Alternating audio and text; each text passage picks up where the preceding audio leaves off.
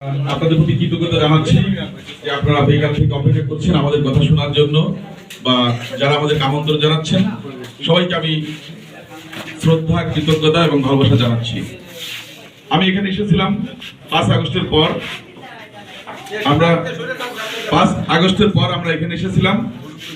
তখন আমি কিছু বন্ধুদের সাথে কথা বলেছিলাম। আমি চেষ্টা করেছি সমাধান করার জন্য। বলা চলে যে 90% পর্যন্ত আমি পেরেছি, হয়তো 10% আমি পারিনি, যেগুলো আমার কানে আসছিল। আর কিছু কিছু বিশৃঙ্খলা হয়েছে বা বিচ্ছিন্ন ঘটনা ঘটেছে, সেগুলো আসলে আমাদের সমাজের একটা বলা চলে অভ্যাসে পরিণত হয়েছে। তবে আমি আপনাদেরকে আশ্বস্ত করছি, আমাদের যে নেতৃবৃন্দ বক্তব্য রাখছেন, আমি প্রত্যেকের যে বক্তৃতা সেটা আমি নোট করেছি গুরুত্বপূর্ণ কথা। আমাদের প্রথমে পার্থ যে কথাটা বলেছে বড়ুয়া থেকে, যে পলিটিক্যাল চেঞ্জটা হয়েছে আসলে আমাদের শান্তি এবং সমতার জন্য, এবং আমরা কমিটেড যে একসঙ্গে আমরা কাজ করতে চাই। মূল কথা হচ্ছে তার এটা, যে পরিবর্তনটা যেন শান্তির পক্ষে হয়।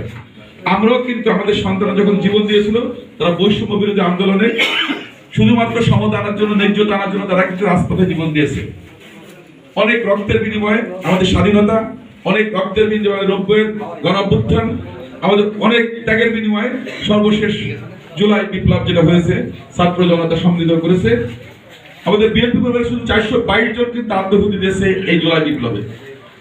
সহস্রাধিক মানুষ জীবন দিয়েছে। আমাদের অনেক ত্যাগের বিনিময়ে যে অর্জন, সেটাকে ধরে রাখার জন্য আমরা আপ্রাণ চেষ্টা করছি। আমি ব্যক্তিগতভাবে আমাদের প্রিয় নেতা তারেক রহমান সাহেব যে নির্দেশনা দিচ্ছেন, তার আলোকে চেষ্টা করছি নেতা কর্মীদেরকে আমরা বোঝানোর জন্য যে আমরা আওয়ামী লীগের যে পদাঙ্ক সেটা অনুসরণ করব না। আওয়ামী লীগ যেটা করে গেছে সেটা আমরা করব না। মানুষ বিএনপির কাছে প্রত্যাশা করছে একটা পরিবর্তন, গুণগত পরিবর্তন, একটা ন্যায্যতা, একটা সমতা, একটা মানবিক বাংলাদেশ। সেটার জন্য আমরা কাজ করতে চাই। স্বাধীনতার চেতনা ছিল সাম্য, মানবিক মর্যাদা, গণতন্ত্র, বিচার বিভাগের নিয়ে স্বাধীনতা। আমরা কিন্তু এখনো স্বাধীনতা এত বছর পর সেগুলো এখনো পাইনি। তো আমরা কিন্তু 2023 সালেই এই সমতা আনার জন্য আমরা কিন্তু 31 দফা দিয়েছিলাম। সেখানে কিন্তু তখন কেউ এই পরিবর্তনের চিন্তা করেনি, এবং এখন অনেকে যারা কথা বলে তারা তখন কেউ কথা বলতো না। আমি একজন মাঠের কর্মী হিসেবে আমি জানি যে আমরা উপলব্ধি করেছি সত্যিকার অর্থে এই দেশটাকে শান্ত করতে হলে আমাদেরকে অবস্থান পরিবর্তন করতে হবে, গুণগত অবস্থান পরিবর্তন করতে হবে, সবার জন্য শান্তিপূর্ণ সহাবস্থান আমাদের নিশ্চিত করতে হবে। এটা নিয়ে কোনো সুযোগ নেই। এই জন্য আমাদের নেতা পরিষ্কার করে বলেছেন, প্রথম থেকে বলেছেন যে আমরা রন্ধন মতো একটা জাতি করতে চাই, যেখানে হিন্দু, মুসলিম, বৌদ্ধ, খ্রিস্টান, পাহাড়ি, বাঙালি, বিশ্বাসী, অবিশ্বাসী সবাইকে নিয়ে আমরা চলতে চাই। এখানে আপনারা কয়েকজন বলেছেন মাইনরিটি। আমরা মাইনরিটি শব্দ বা সংখ্যালঘু শব্দ বলে আমরা কোনো শব্দ বিশ্বাস করি না। আমরা বিশ্বাস করি এই ভূখণ্ডে যারা বসবাস করছে তারা সবাই বাংলাদেশী, সবার মৌলিক অধিকার একই, এক, অভিন্ন। এইটা নিয়ে আমরা নতুন করে এই শব্দটা শুনতে চাই না। এই শব্দটা আমরা মৃত্যুবরণ করাতে চাই। আমরা চাই আমরা সবাই বাংলাদেশী, আমরা সবাই সমান। আমাদের এখানে যে বিশৃঙ্খলা হয়েছিল, আমি যেটা প্রথমে বলেছি যে আমরা চেষ্টা করেছি, অধিকাংশ আমরা করতে পেরেছি, কিছু করতে পারি নাই প্রশাসনিক জটিলতার কারণে। আমরা যেটা পারিনি প্রশাসনকে দিয়েছি, প্রশাসন সেটা দেখভালভাবে করেনি। যেহেতু অন্তর্বর্তী সরকার, তাদের সীমাবদ্ধতা আছে। আমি আপনাদের সঙ্গে পরিষ্কার করে কমিটমেন্ট করছি যে আগামীতে যদি বিএনপি দেশ পরিচালনার দায়িত্ব পায়, এখানে কেউ উল্টো পাল্টা বা যে ধরনের দখল বাণিজ্য এগুলো করার কেউ সুযোগ পাবে না। উনি একটা হালকা বলেছে, আমার সঙ্গে অনেকের সঙ্গে অনেক সক্ষতা ছিল, বাট আমি সেই সক্ষতা মানে ফেলে দিতে 1 সেকেন্ড তৈরি করিনি, কারণ তারা সঠিক কাজ করেনি। আমার সাথে 15 বছরের সম্পর্ক, কিন্তু আমি সাথে সাথে তাকে ছুঁড়ে ফেলেছি যখন বুঝছি দেশে সাদাবাজি করেছে, ধান্দাবাজি করেছে, পাটফারি করেছে, এবং সেটা আমার জন্য বিব্রতকর। আমি বলছি না, আমি এটা মেনে নিব না। ঠিক তেমনি আমাদের সাথে যারা দীর্ঘদিন থেকে কাজ করেছে, অনেকে রাজপথে রক্ত দিয়েছে, কিন্তু ব্যক্তিত্বে দল বড়।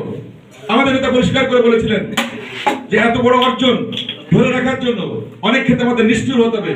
আমাদেরকে নিষ্ঠুর হতে হয়েছে, ত্যাগ আছে, কিন্তু তার অর্থ এই নয় সে ইচ্ছা করলে যাই খুশি তা করবে, সমাজে বিশৃঙ্খলা তৈরি করবে বা বিএনপির নামে দুর্নাম তৈরি হবে, সেটা আমরা করতে দিব না।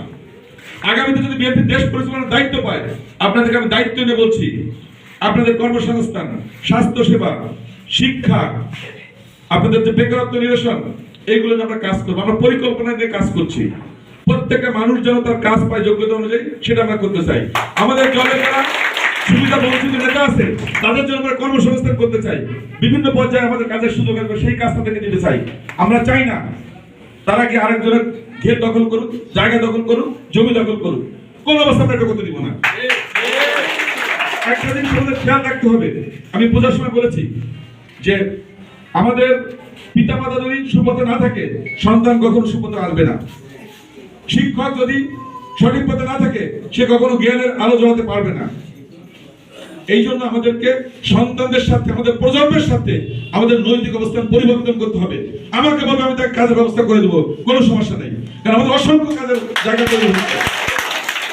আমরা ইতিমধ্যে বলেছি যে আউটসোর্সিং একটা বড় কাজ জায়গা। আমাদের পাশে একটা মেয়ে শিল্পী সেন, এই মোংলায় বাড়ি, সে ট্রেনে তার পা কেটে গেছে, তার সঙ্গে আমার পরিচয় চক্ষু শিবিরের মাধ্যমে।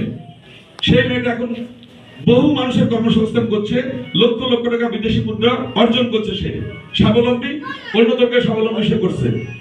তো এই যে একটা মেয়ে তার পঙ্গুত্ব বরণ করার পরেও সে ঘুরে দাঁড়িয়েছে।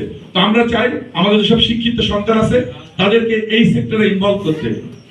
আমাদের নেতা বলেছে আমাদের যে তাপমাত্রা